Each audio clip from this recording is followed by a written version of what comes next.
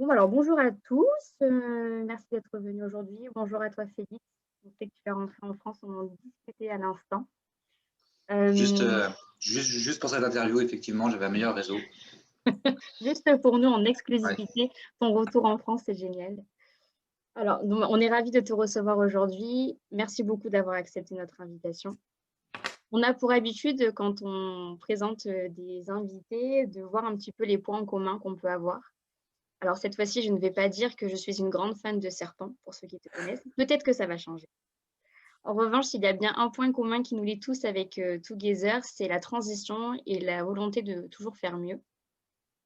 Si on s'attarde maintenant un petit peu à ton parcours, durant la dernière année de ton école de commerce à Lyon, tu as décidé de réaliser un stage en Namibie, lieu que tu ne quitteras quasi plus puisque tu y résides encore. Après avoir travaillé en tant que guide, à tes débuts, et consultant dans différentes entreprises qui ne correspondaient finalement plus à tes valeurs ni à tes envies, tu as décidé en 2012 de créer ton ONG qui s'appelle Tosco et qui a pour but, principalement de réduire les conflits qui peuvent exister entre les hommes et les animaux, mais aussi de sensibiliser, la population locale à l'environnement.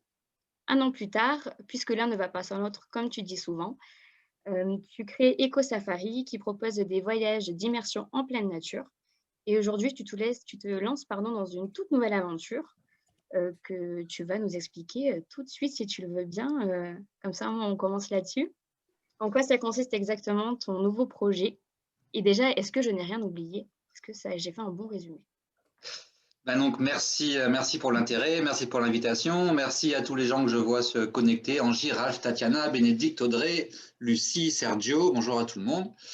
Bah oui, oui, enfin forcément, c'est dur de résumer 15-16 ans en Namibie en quelques phrases, mais merci, tu l'as assez bien fait. Effectivement, mon ONG Tosco, je l'ai créé en premier, surtout parce que je trouvais que le tourisme consommait plus qu'il ne protégeait, qu'il ne conservait. Donc j'ai créé Tosco pour essayer un peu de compenser, de rétablir l'équilibre. Et il fallait bien le financer. Donc, dans la foulée, j'ai effectivement monté Eco Safari Namibia, qui est donc un réceptif touristique qui propose non seulement une immersion en pleine nature, une déconnexion par rapport à l'hypercommunication et un retour un petit peu à la nature vierge et brute, une reconnexion à la nature contre une déconnexion technologique, une itinérance douce, double nuitée, triple nuitée, donc vraiment faire évoluer le tourisme vers un voyage d'expérience. Et ça, c'était en 2013. Et il y a 3-4 ans, j'ai diversifié mon activité déjà avec les tournages et les films documentaires. Donc ça, c'est tout un secteur d'activité qui m'a vraiment permis de continuer à travailler durant la crise du Covid. Parce que comme c'est un secteur professionnel, les gens ne sont pas en vacances, ils doivent continuer à bosser, donc ils sont quand même venus, malgré les motifs impérieux, malgré les auto-isolations. Donc heureusement que j'ai pu développer ce secteur-là il y a déjà 3-4 ans parce que ça m'a permis de survivre à la crise jusqu'à maintenant. Donc Eco Safari, il y a une partie média, film, fixeur et une partie voyage. Mmh. Ça, c'est en Namibie.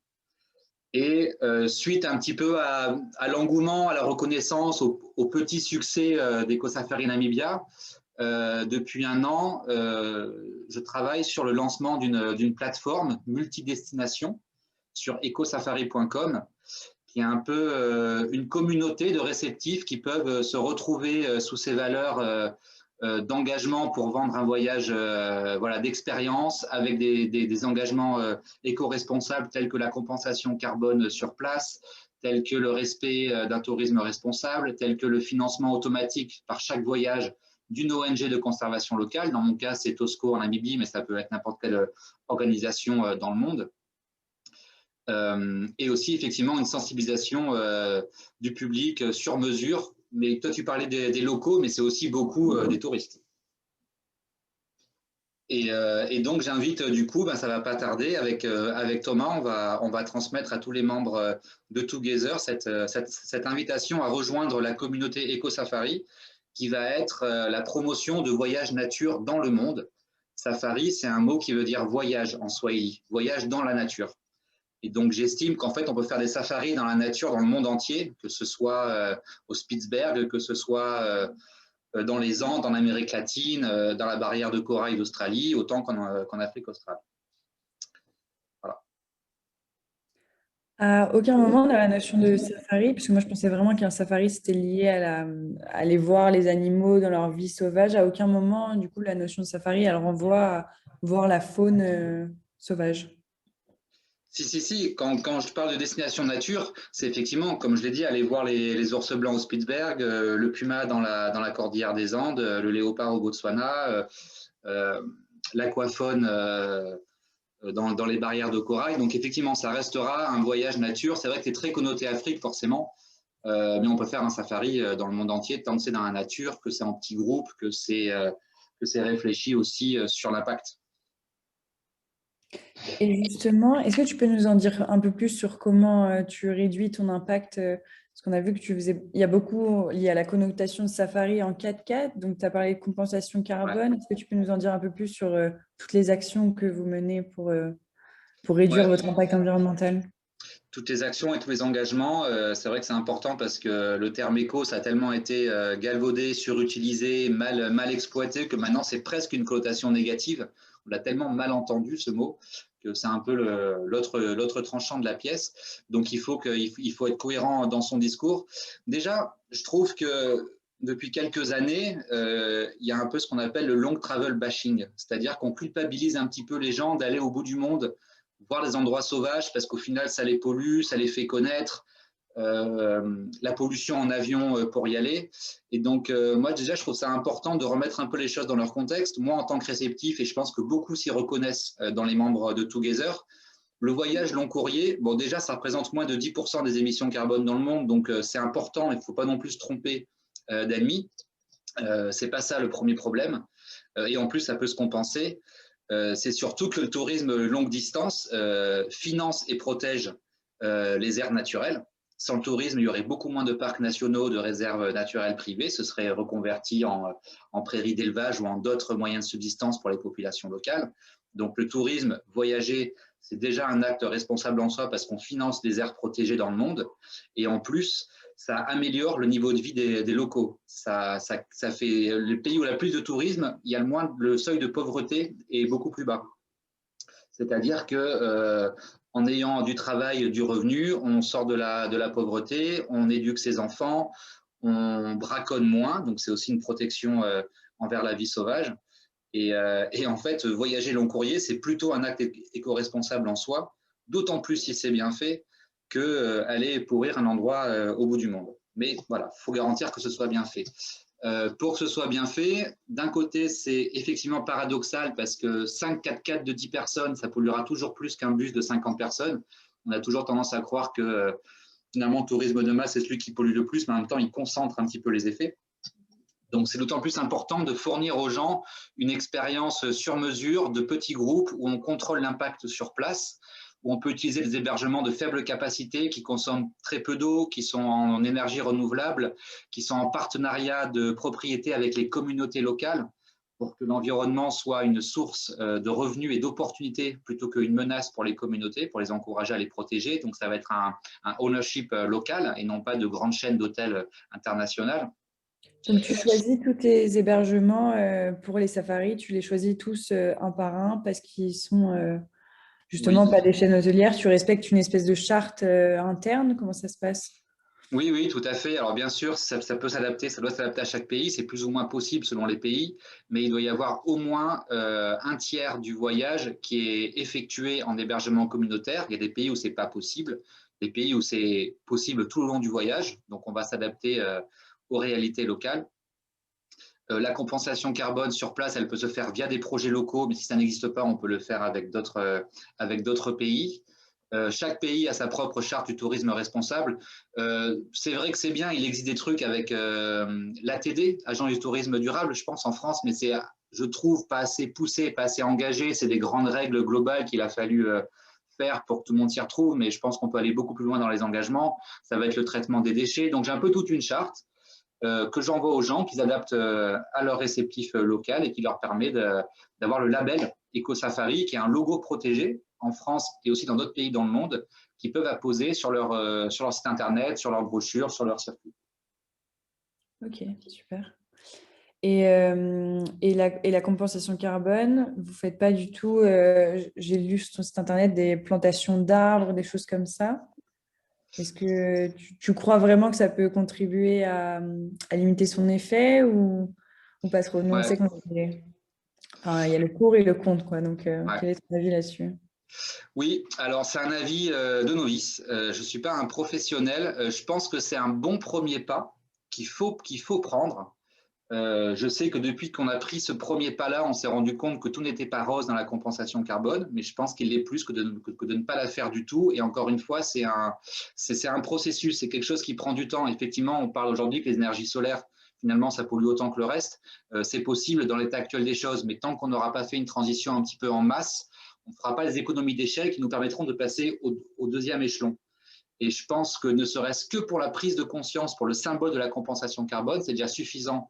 C'est une assez bonne raison pour déjà commencer.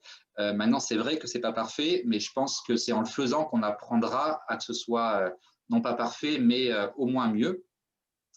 Donc, effectivement, ça ne se résume pas que à la plantation d'arbres. Je pense que c'est un mouvement vers un futur plus vert. Ça peut être le remplacement de chauffage ou de four par source fossile par justement de l'énergie renouvelable. Il y a plein d'autres sortes d'engagements de compensation carbone que juste la plantation d'arbres. Ok.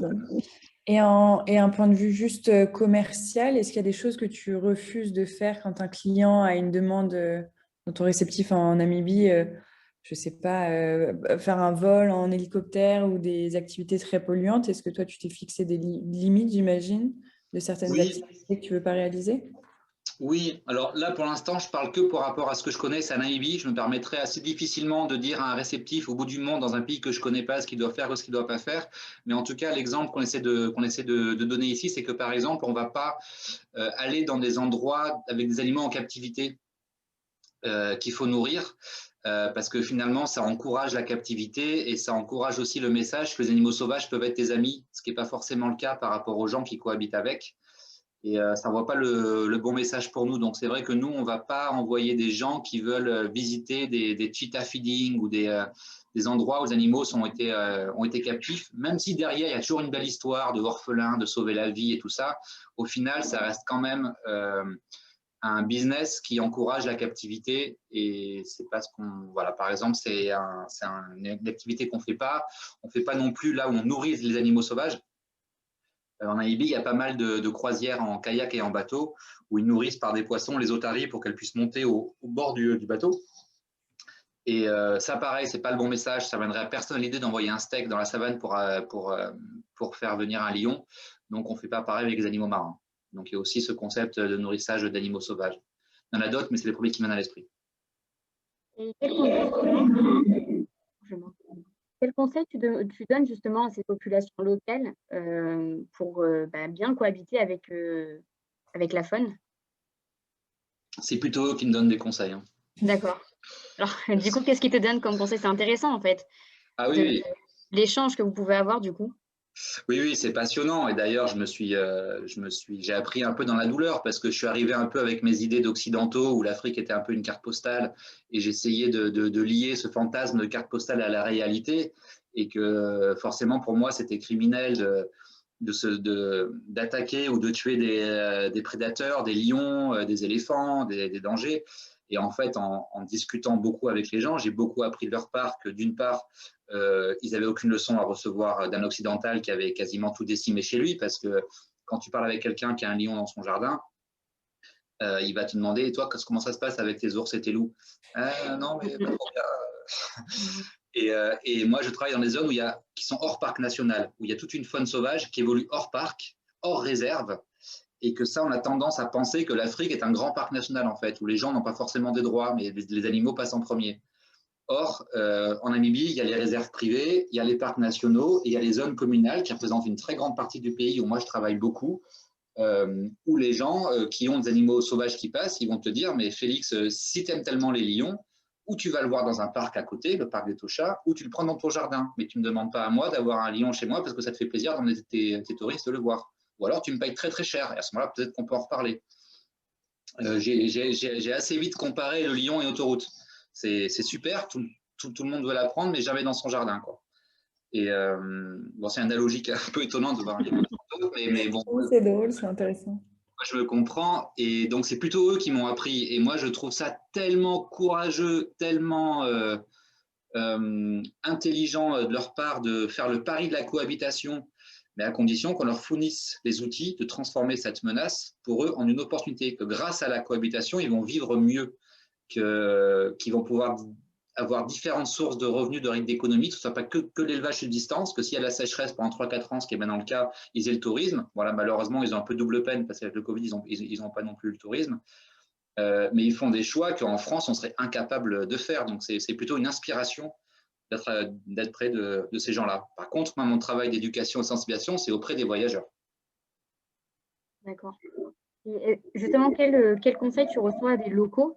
Parce que tu as fait un lien qui était hyper intéressant dans une de tes précédentes interviews où tu as dit que nous, on pouvait très bien avoir des essaims d'abeilles proches de chez nous et qu'on avait envie de les fuir. Et que eux, en fait, on leur jetait un petit peu la faute à ces locaux-là de vouloir se défendre contre un lion qui sont sur leur terrain ou en tout cas lorsqu'ils se sentent en danger. Ouais. Cette comparaison avec chez nous, elle est quand même présente. Elle est aussi présente, par exemple, pour les loups qu'on peut avoir avec les moutons. Qu'est-ce que eux ils te donnent comme conseil et qu'est-ce que tu en retiens? Qu'est-ce que nous, on peut en retenir ici en France pour mieux s'adapter? Ouais. On a ce qu'on appelle le concept de la gestion communautaire des ressources naturelles. C'est qu'en fait, il doit y avoir un sentiment de propriété. L'État doit laisser au moins l'usufruit de l'animal pour les locaux. C'est-à-dire que l'animal n'appartient ni aux touristes qui viennent du bout du monde donner des leçons, ni à un mec dans un bureau à la capitale, mais que l'animal leur appartient, qu'ils ont le droit de vie et de mort sur l'animal, et que déjà ça, ce sentiment de propriété, tu vas être beaucoup plus tolérant si quelque chose t'appartient, ne serait-ce qu'en partie, et que tu peux en tirer des bénéfices directement. Si par exemple, je ne sais pas, tu as un enfant qui fait de la petite délinquance, qui va casser une boîte aux lettres, eh ben, ça reste ton fils, donc tu vas quand même le tolérer. Si c'est un type que tu ne connais pas, tu vas l'envoyer à la police direct. Et donc déjà, il y a déjà une grande leçon que l'État doit non seulement être beaucoup plus inclusif dans le processus de réensauvagement, de réintroduction, donner aux gens les vraies informations, mais aussi leur donner une propriété, de leur dire, au final, c'est vous qui êtes en première ligne, donc c'est vous qui décidez quoi faire avec cet animal-là. Et si vous voulez en tirer des bénéfices, on va vous fournir tous les outils que l'on peut pour cela. Et ça a été le rôle de mon ONG TOSCO, qui veut dire Tourism Supporting Conservation. Il y a un reportage que j'ai fait avec Hugo Clément qui a été tourné en avril, qui va sortir en octobre là-dessus, justement. Donc, je vous enverrai le lien. Où lui, qui avait aussi un peu un grand discours écologique, anti-chasse, un petit peu primaire des fois, il s'est rendu compte qu'en fait, il y a des villages qui n'ont rien demandé à personne, qui ne sont pas dans des parcs ni dans des réserves, et que le choix de la cohabitation, il est vraiment crucial, très important, et qui n'est pas pris à la légère, quoi. Parce qu'on peut dire ce qu'on veut, au final, la vie humaine doit passer avant tout, et là, je pense aussi que la conservation ne peut jamais se faire si l'homme n'a pas envie. Si c'est de force. Ça doit être un choix positif et réfléchi à la base. Est-ce que du coup, ça ne pousse pas les populations à domestiquer les animaux sauvages, entre guillemets, ou ça, ce n'est pas un problème en Namibie et on peut avoir des lions comme on a des chiens dans nos jardins en France? Non, personne ne veut avoir un lion domestique, surtout les gens qui n'ont pas les moyens de le domestiquer. S'il passe et qu'il repart, le plus vite, le mieux, quoi. Non, il n'y a pas de risque de domestication. Ces animaux, alors là, je parle surtout des prédateurs, donc lions, léopards, hyènes et éléphants. Parce que l'éléphant s'approche autant des maisons aussi. Autant des maisons, parce qu'on est dans des zones hyper arides où rien ne pousse. Donc, comme dans tous les pays où rien ne pousse, le seul économie de subsistance, c'est l'élevage, le pastoralisme. Et donc, il faut un point d'eau pour les bêtes, pour les chèvres et pour les vaches. Et donc, les éléphants qui vivent dans ces zones hyper arides-là et dans le désert vont être attirés par le point d'eau de la ferme. Donc, ils vont venir très régulièrement. En saison sèche, ça va être une fois toutes les 24 heures, passer pas mal de temps à boire au point d'eau du fermier au sein du village. Mais du coup, ils peuvent pas non plus avoir un petit potager parce que les éléphants vont aussi être attirés par le potager. Et tout ça, moi, c'est une réflexion qui m'est arrivée en fait quand j'ai commencé à guider où je passais beaucoup de temps à pister les éléphants et un soir, je les ai trouvés justement qui allaient boire au village. Et là, je me suis rendu compte que c'était une super nouvelle pour moi et mon groupe de touristes mais une très mauvaise nouvelle pour les locaux à côté. Et je trouvais que ça crée un déséquilibre qui n'était pas sain, qui n'était pas normal. Et ça a été un petit peu le début de mon engagement qui a fait que d'une part, j'ai démissionné des boîtes pour lesquelles je travaillais qui ne participaient pas à rétablir cet équilibre-là. Et ça a mis un peu un grain de sable dans la machine qui m'a fait beaucoup réfléchir, où je me suis dit que le tourisme, en fait, doit être un outil à la protection de l'environnement et non pas une menace ou une consommation. Totalement d'accord. Et justement, vu que tu penses beaucoup aussi aux locaux, et c'est super, je pense, parce que le touriste, en fait, ne doit pas non plus venir dénaturer tout, la culture, en tout cas. Vu que toi, tu accueilles beaucoup d'émissions, en tout cas, tu réalises aussi des émissions, tu gères comment ce coup de boost qu'il peut y avoir? Enfin, quel est ton avis sur ce coup de boost sur les destinations, sur cette médiatisation qu'il y a? Ouais. Je pense que c'est pas facile, c'est un sujet qui est un peu tangent parce qu'on a envie en fait de faire voir ce qu'il y a à voir aux voyageurs. D'un côté, on a envie de préserver aussi un peu la population locale. Comment tu procèdes, toi? Ouais, très bonne question. En fait, je crois assez peu aux extrêmes, c'est-à-dire que je pense que tout est question, je pense qu'il n'y a pas plus radical que la nuance, finalement, que si on veut s'engager de manière sérieuse, c'est dans la nuance. Que s'engager dans les extrêmes, je trouve qu'en fait, c'est la facilité, parce que ça ne prend pas en compte toute la complexité des problèmes. Alors moi, je fais assez peu de films documentaires animaliers du côté ethnologie. C'est surtout animalier.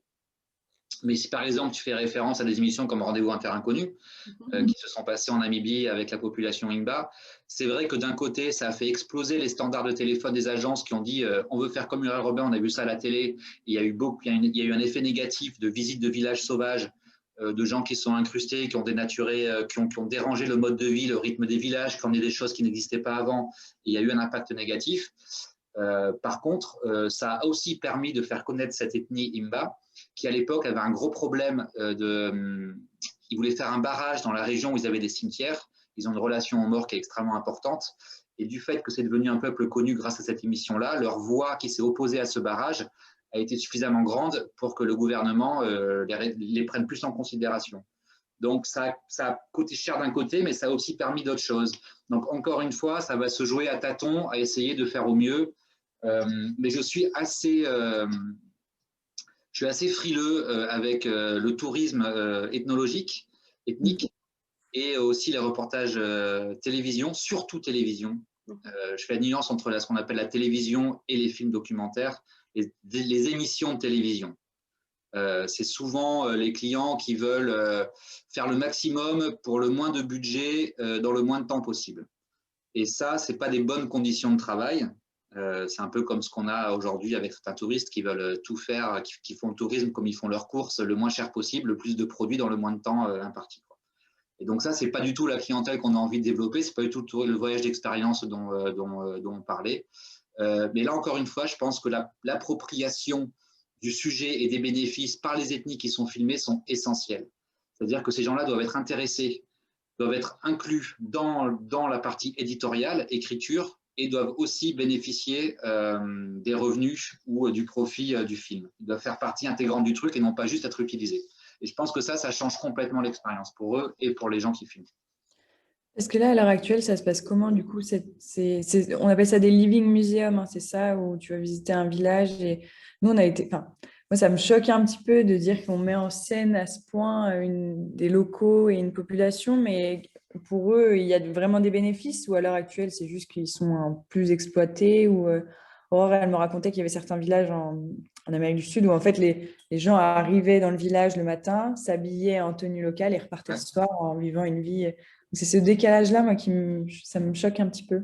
Est-ce qu'en Namibie, c'est pareil, ou est-ce que c'est vraiment une population qui bénéficie de ça Ouais, ben, très très bonne question. Déjà, tu vois, la question, la manière dont tu l'as formulée, c'est on leur fait faire un living museum. Alors justement, pas du tout. C'est eux qui décident de le faire. Déjà, ça change beaucoup de choses. C'est eux qui décident, plutôt que des vrais villages subissent l'effet négatif de visites impromptues, envahissantes, qui cassent le rythme d'un vrai village. Ils ont décidé de créer un village factice à côté, avec les mêmes traditions, les mêmes choses à voir, mais un village qui est fait pour supporter les effets négatifs sans que ça entache la vraie vie. Et donc, d'une part, ça va protéger les autres villages, les vrais villages. D'autre part, le touriste, il va voir la même chose, c'est-à-dire que ce sont des gens qui vivent comme ça dans leur vraie vie à côté. Il n'y aura pas ce sentiment de voyeurisme pour dire bah tiens, ça ne te dérange pas, je prends une photo, arrête de faire du beurre avec ton truc, viens poser avec moi. Les gens sont là pour ça, ils se sont libérés du temps pour répondre à cette demande-là. Et en plus, effectivement, ils sont payés pour ça. Donc ça valorise leur culture en minimisant les effets négatifs. Et c'est vrai que du coup, on peut se dire oui, mais du coup, c'est pas vraiment authentique. De toute façon, dans quel monde tu as une rencontre authentique pendant 1 heure alors que tu as un appareil photo tout le temps devant tes yeux avec quelqu'un? À la base, je pense que c'est pas plus authentique de faire ça dans des villages non démonstratifs. Et les gens, souvent je parle avec l'IMA parce que j'ai développé ça avec eux, ils disent nous on ne connaît pas les touristes, on connaît que leur objectif parce que c'est ce qu'ils mettent en permanence entre eux et nous. Ils font ça pendant 1 heure, ils prennent des photos et en général ils pensent plus à raconter l'histoire quand ils vont rentrer plutôt que d'essayer d'apprendre quelque chose vraiment sur place. Je me rends bien compte, moi c'est soit je fais ça, si les gens n'ont qu'une journée, je recommande ces villages de démonstration, sinon je leur dis si vous ne voulez pas faire de village de démonstration, on va prendre 4 jours. On va prendre 4 jours, on va camper à côté d'un village et là, la première journée, pas d'appareil photo. On va faire connaissance avec les gens, on va apprendre leur prénom. Et la deuxième journée, une fois qu'on est à l'aise, on peut commencer à sortir l'appareil, discuter avec eux et tout ça. C'est l'un ou l'autre. Et là, pour le coup, je trouve que c'est plus cohérent et les gens apprécient qu'on prenne le temps et qu'ils ne sont pas là que pour se faire prendre en photo et qu'on prenne le temps de les rencontrer. Et là, il y a un vrai échange qui se fait. Sinon, les villages de démonstration ou les musées vivants, je trouve que c'est… pour les gens qui ne prennent pas le temps, c'est ce qu'il y a de mieux pour les locaux en tout cas.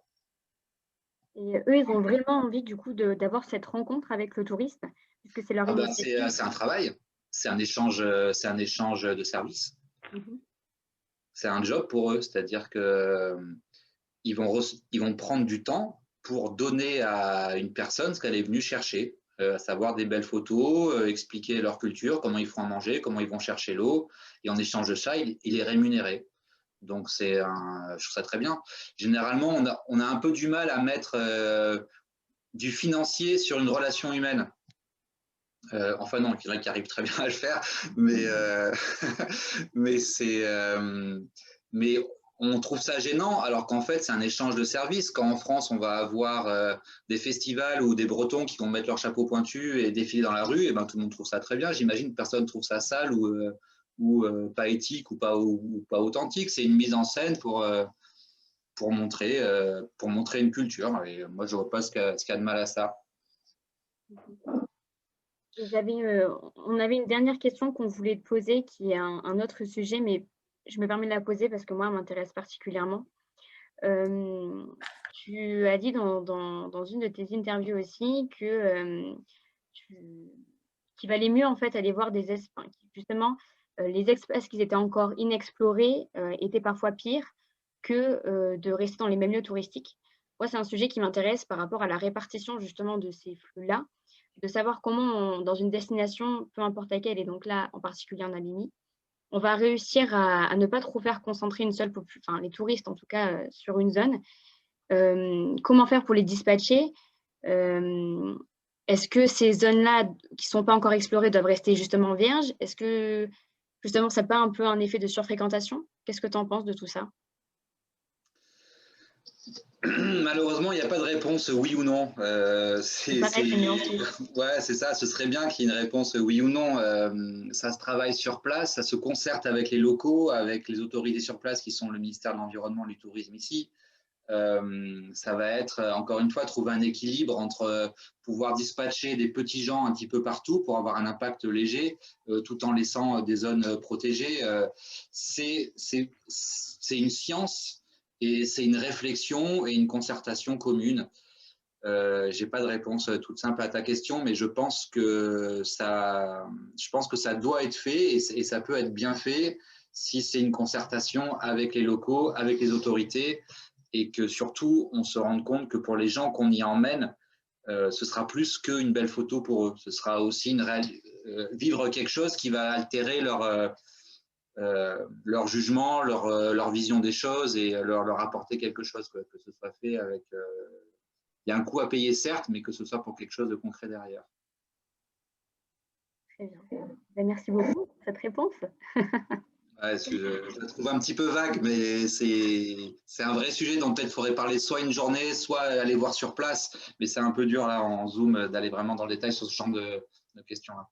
Exactement. Mais du coup, dans tes voyages, tu essaies un petit peu justement de limiter cet impact. Je suppose que tu essaies d'aller dans des zones justement qui ne sont pas très fréquentées. Oui. Ce qui, du coup, ne me fait pas vraiment limiter mon impact. Au contraire, ce qui le fait augmenter d'aller dans les zones pas fréquentées parce que c'est là où il y a peu d'impact touristique déjà. Mais en tout cas, je fais en sorte que d'une part, je laisse un camp de bivouac plus propre que quand je l'ai trouvé. Je réutilise tout le temps les mêmes bivouacs. J'ai le motto qui est on ne prend que des photos, on ne laisse que des empreintes. Je fais beaucoup de classes vertes avec les jeunes, les enfants, mais aussi les adultes qui se prennent au jeu des oiseaux, de la géologie. J'ai appris très tôt que un guide parle du Big Five, un bon guide parle du reste. Et en fait, il y a beaucoup de choses à voir et à faire dans le désert. Et souvent, les gens ressortent de cette expérience-là en ayant appris quelque chose qui leur fait revoir leur rapport à la nature, qui leur fait revoir les questions de cohabitation.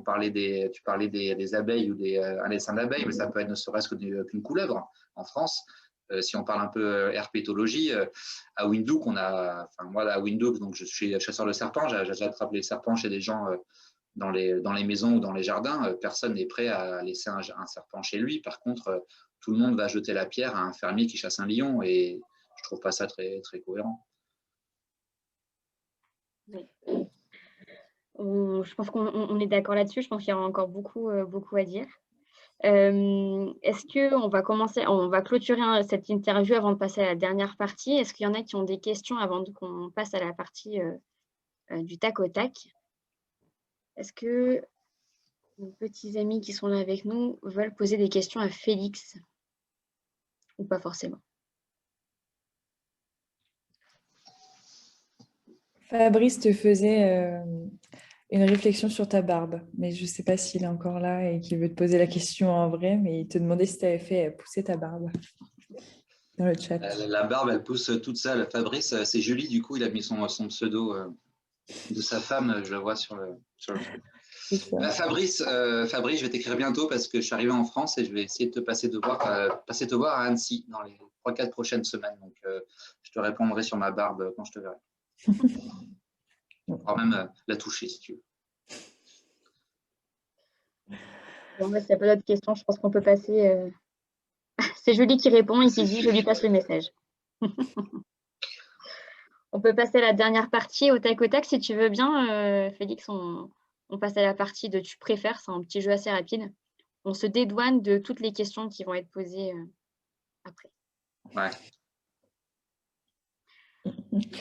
Est-ce que tu préfères traverser la jungle amazonienne à pied ou tu préfères escalader l'Everest sans corde? L'Everest. Tu préfères porter les mêmes chaussettes pendant 1 mois ou les mêmes sous-vêtements pendant 2 semaines? Sous-vêtements. Tu préfères avoir des yeux de la taille d'une balle de baseball ou des yeux de la taille d'un petit pois? Les yeux en forme de batte de baseball. Tu préfères être couvert de poils ou d'écailles? Je peux choisir quelle partie du corps, avoir les deux ou pas? Oh, tu peux, on n'est pas… Écailles. Mieux glisser. Tu préfères passer ta vie à parler en chantant du lyrics ou marcher en faisant une macarena énervée? C'est quoi le lyrics, la première partie? Tu sais, c'est les chants, je n'imiterai pas parce que je n'ai pas du tout Dommage. forte, mais qui vont très dans les aigus. Ah, ou la Les chants Macarena du en marchant. Il faut vraiment que je réfléchisse à ça. Sûrement la Macarena. Là, c'est quand même plus sympa. Entraîner les gens. Pour le rythme. Tu préfères avoir un bras en mousse ou être suivi par 250 canards tous les jours? Je préfère traîner un abribus partout où je vais. Tu préfères avoir 2 dents de devant directement en dessous du nez ou ne pas avoir de dents du tout?